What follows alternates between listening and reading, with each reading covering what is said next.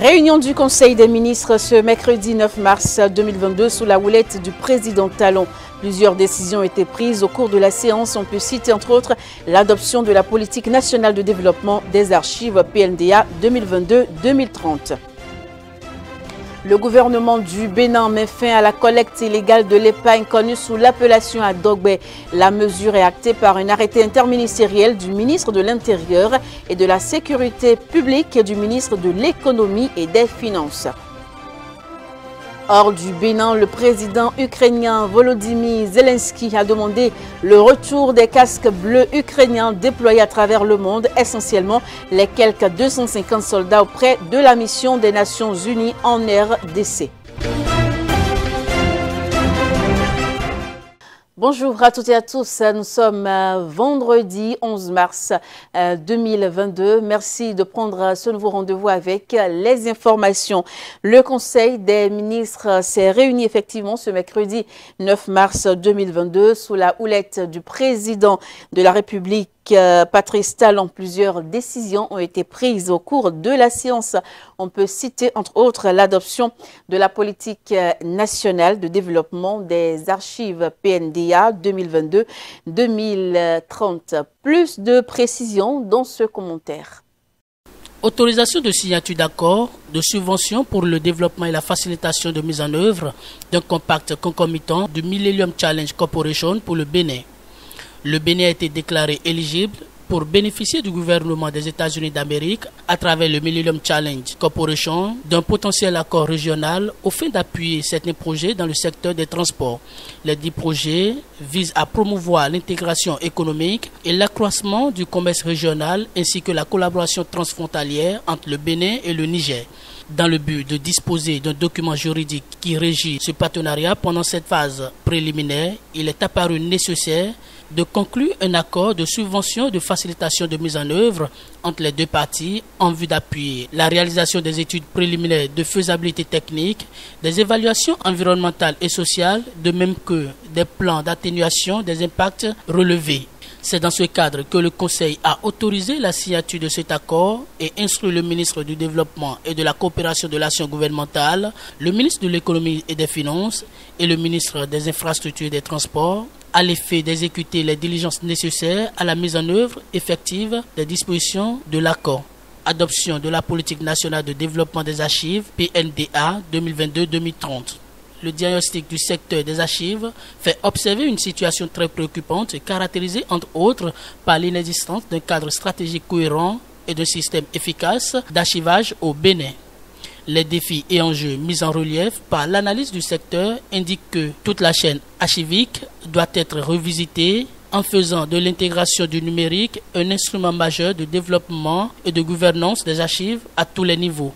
C'est pour y parvenir que la PNDA a été élaborée afin de contribuer à la consolidation de la bonne gouvernance conformément au programme d'action du gouvernement PAG 2021-2026. La raison d'être de la PNDA relève par ailleurs de l'insuffisance, voire l'inexistence de données probantes et d'informations fiables pour éclairer la prise de décision, améliorer la planification du développement et assurer la cohérence dans la préservation de la mémoire collective. Une fois adoptée, la mise en œuvre de la PNDA se traduira en axe stratégique et en plan d'opérationnalisation assorti de ressources subséquentes avec l'instauration de mécanismes efficaces de suivi-évaluation. Pour en garantir le succès, compte sera tenu de l'implication de tous les acteurs au plan national.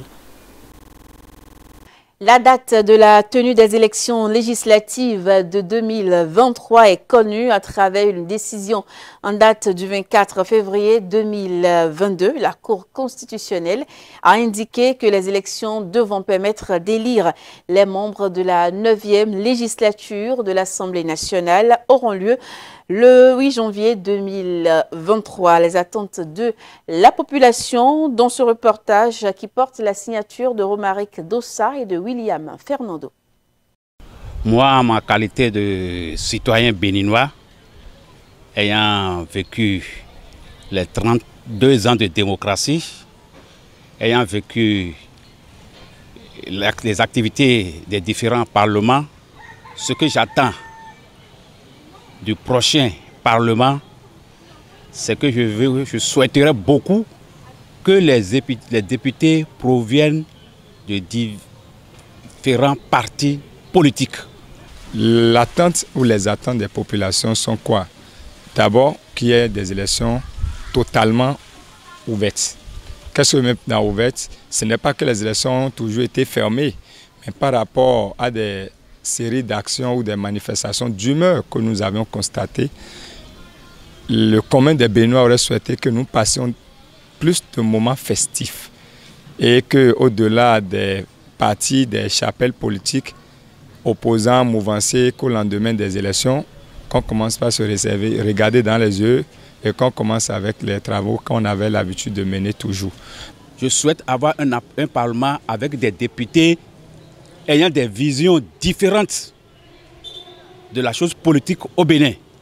C'est ceci qui va contribuer à instaurer un bon débat au Parlement tel que nous en avons envie aujourd'hui, parce que nous avons soif de ça.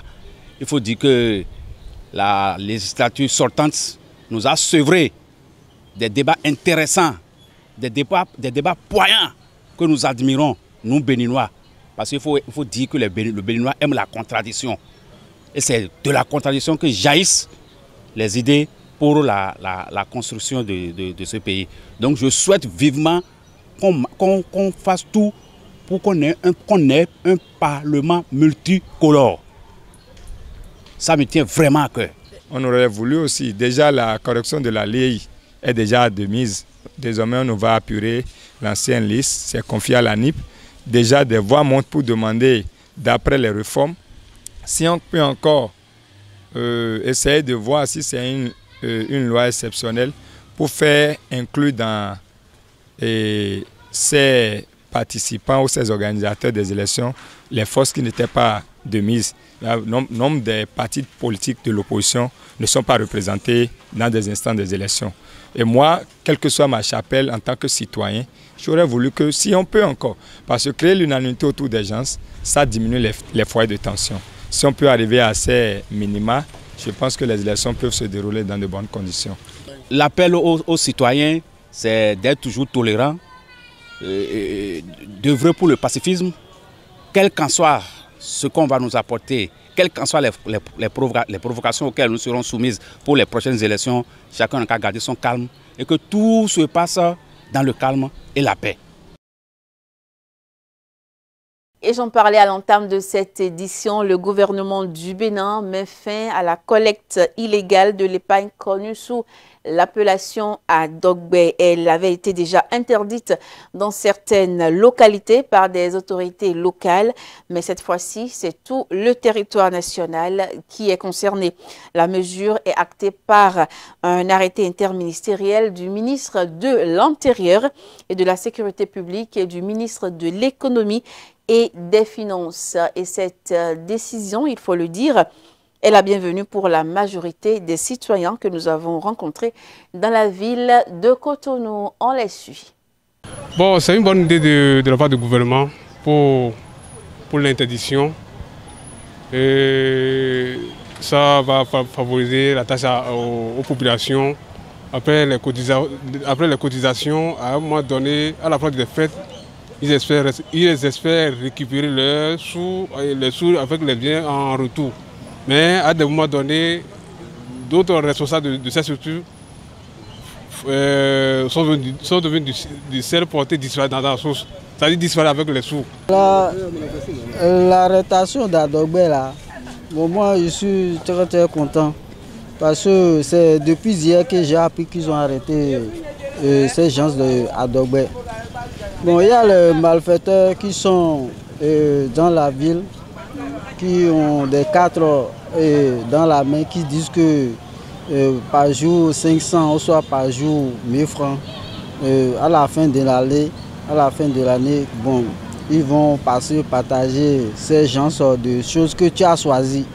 Mais à la fin de l'année, on attend les exploitations, on ne les voit plus. Quand on appelle leur numéro, souvent on nous dit qu'ils ont des problèmes. Bon, pour l'interdiction de Adogbe, la décision que l'État a prise, c'est très bonne. C'est très bonne.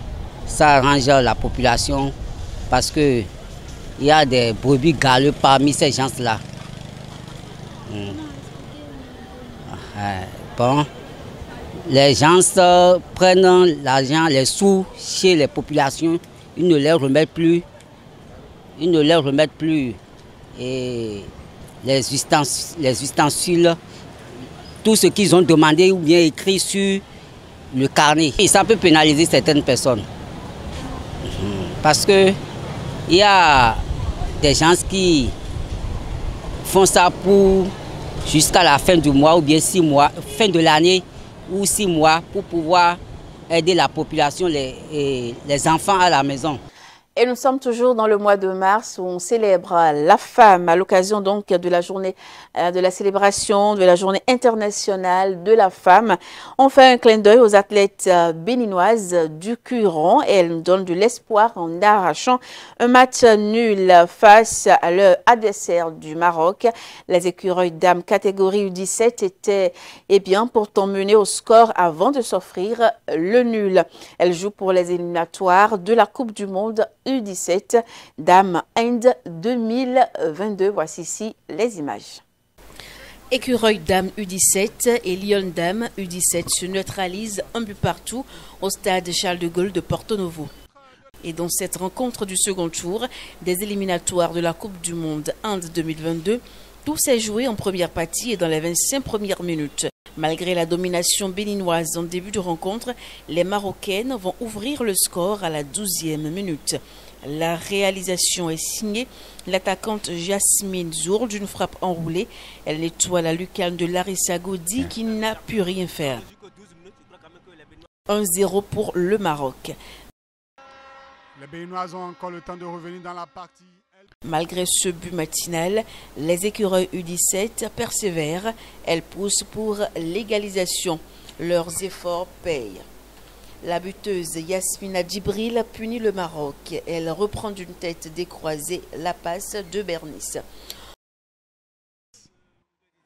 Je crois que cette équipe avait les ressources pour revenir dans la partie. C'est désormais chose faite à la 22e minute. Je crois que cette joueuse Yasmina... Un but partout désormais. Les deux équipes vont à la pause de retour de la vestiaire. Ce sont les écureuils U17 qui prennent d'assaut le camp marocain, mais ça manque de réalisme.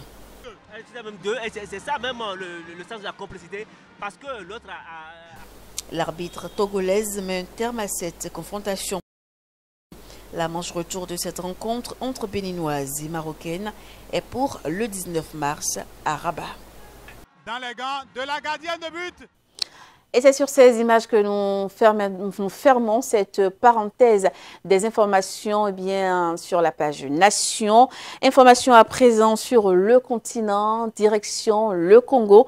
Le président ukrainien Volodymyr Zelensky a demandé le retour des casques bleus ukrainiens déployés à travers le monde. Essentiellement, les quelques 250 soldats auprès de la mission des Nations Unies en République démocratique du Congo. L'ONU a reçu une notification officielle de la décision du gouvernement ukrainien de retirer son contingent militaire, incluant le personnel, les hélicoptères et l'équipement de la mission de maintien de la paix des Nations Unies en RDC. Regardez plutôt. Le contingent ukrainien de la mission des Nations Unies en République démocratique du Congo s'apprête à faire ses valises. Un départ de la RDC au forceps. Face à l'invasion russe, Kiev a décidé de rappeler ses 250 casques bleus. À Goma, la capitale du Nord Kivu, le départ de ces soldats de la paix ne passe pas sous silence. S'ils partent pour renforcer les forces chez eux parce que les choses se sont dégradées ces derniers temps, je dois dire que ce n'est pas du tout un problème. Ils peuvent partir pour trouver une solution chez eux parce que ce n'est pas si important d'être avec nous en RDC, alors que ça brûle chez eux. Nous allons continuer à prier pour eux, pour que cette guerre prenne fin, parce que tout ce qui a un début a une fin. Nous ne voulons pas que cette guerre persiste. Même si chez nous en RDC, la guerre continue, mais nous ne voulons pas cela. Avec l'aide de Dieu, cette guerre prendra fin. Pour beaucoup, cette annonce est un non-événement. Les forces de la MONUSCO étant accusées d'inertie face aux groupes armés actifs dans la région.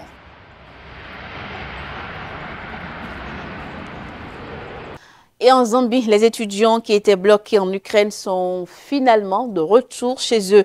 Ils ont été accueillis sur le tarmac par Stanley Kakubo, le ministre des Affaires étrangères et le ministre de l'Information et des médias, Chusky Kasonda. Le gouvernement a assuré à leurs proches qu'il s'occuperait de tous les Zambiens restants.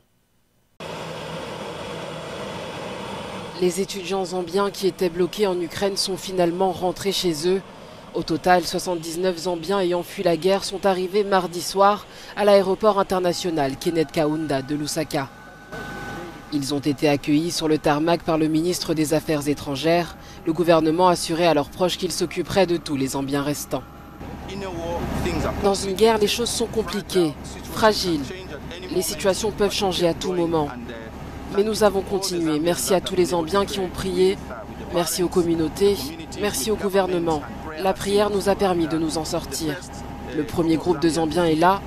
Mais tant qu'ils ne seront pas tous là, cette situation ne sera pas derrière nous.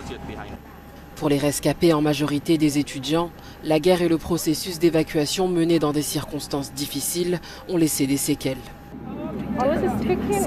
C'était assez terrifiant, traumatisant. Nous allons peut-être bien physiquement, mais mentalement, je ne pense pas que nous soyons prêts. J'ai quitté l'Ukraine par la frontière hongroise. Au départ, j'ai essayé de partir par la frontière polonaise, mais c'était trop mouvementé. Alors j'ai décidé de passer par la frontière hongroise, qui était plus sûre. Environ 95 ressortissants pour la plupart des étudiants devaient rentrer en Zambie, mais 16 d'entre eux ont choisi de rester en Pologne après avoir fui la ville ukrainienne de Soumy, encerclée par les forces russes. Et nous passons à une autre actualité. On parle toujours de la Russie et de l'Ukraine. Les troupes russes ne sont plus qu'à une quinzaine de kilomètres de Kiev. Au 14e jour de l'invasion de l'Ukraine, les forces russes encerclaient au moins 4 villes ce mercredi, alors que Kiev, toujours sous contrôle ukrainien, se prépare à un assaut prochain. Les troupes russes poursuivent inexorablement leur avancée vers Kiev. 2 semaines après le début de l'invasion de l'Ukraine, les colonnes de chars ne se trouveraient plus qu'à une quinzaine de kilomètres de la capitale. En parallèle, la Russie continue ses bombardements, notamment sur les villes de Vinnytsia au sud-ouest de Kiev et Malyn à l'ouest. Face au déluge de feu, le président Zelensky insiste pour que les Occidentaux envoient au plus vite des avions de chasse à l'Ukraine, à commencer par les MiG-29 proposés par Varsovie. Une offre déclinée par les États-Unis qui évoque le risque d'une escalade du conflit. Sur ces images satellites, l'activité militaire en cours à Kiev et dans ses environs, ainsi que certains des dégâts causés par les frappes aériennes et les tirs d'artillerie. Des dégâts comme ici à Kharkiv, 2e ville du pays, largement défigurée après plusieurs jours de bombardement, mais toujours sous contrôle ukrainien selon les autorités locales. Ces attaques ont fait un nombre indéterminé de morts des 2 côtés, dont de nombreux civils. L'ONU fait état de 474 Ukrainiens tués. L'Ukraine parle, elle, de 2000 morts, dont 41 enfants. Des enfants qui payent le prix fort de cette guerre. Un hôpital pédiatrique a été bombardé ce mercredi à Mariupol, dans le sud-est du pays, faisant plusieurs blessés. Le président ukrainien parle d'atrocités et appelle une nouvelle fois les Occidentaux à instaurer une zone d'exclusion aérienne. Ce jeudi, la diplomatie tentera de reprendre ses droits avec une rencontre annoncée en Turquie des chefs de la diplomatie russe, ukrainienne et turque. En France, pour finir, on parle de la campagne électorale pour la présidentielle. Cette campagne est chamboulée par la guerre en Ukraine et peine à susciter l'attention des Français. Outre la guerre en Ukraine, le pouvoir d'achat figure en tête des préoccupations des Français. Un pouvoir d'achat qui ne cesse d'être grignoté par l'inflation. Plus de précisions à travers ce reportage. Dans un mois, les Français seront appelés aux urnes pour élire leur président de la République. 12 candidats sont officiellement engagés dans cette campagne électorale qui peine à captiver les Français. La faute à un contexte international chamboulé par l'éclatement de la guerre en Ukraine, sur laquelle se focalisent les attentions et les inquiétudes. Frédéric Dabi est directeur de l'Institut de sondage IFOP. Les choses peuvent changer parce qu'on va rentrer dans la dernière ligne droite de cette étrange campagne. C'est vrai que l'intérêt tel que le mesure l'IFOP n'a jamais été aussi ténu. On a une campagne qui a été percutée par le Covid, qui a eu du mal à prendre son rythme de croisière, une campagne qui a été stoppée net avec cette guerre en Ukraine. Outre la guerre en Ukraine, le pouvoir d'achat figure en tête des préoccupations des Français. Un pouvoir d'achat qui ne cesse d'être grignoté par l'inflation, notamment en raison de la hausse des tarifs de l'énergie. Oui, mais en termes de déterminant du vote, le pouvoir d'achat peut être un enjeu majeur. On le voit, d'ailleurs c'est une conséquence de la guerre, on peut le lier à la guerre en Ukraine. Les Français nous parlent de l'inflation, du coût de la vie, du coût des matières premières, de l'énergie, avec les litres d'essence qui dépassent les 2 €, 2,20 € à la pompe, tout ça. Parmi les autres préoccupations des Français avant cette présidentielle figure le système de santé qui a montré sa fragilité et ses dysfonctionnements lors de la crise du Covid, ou encore les questions liées à l'environnement et à l'immigration. Et voilà, nous mettons ainsi terme à ce journal. Merci à toutes et à tous de l'avoir suivi et merci de rester en notre compagnie.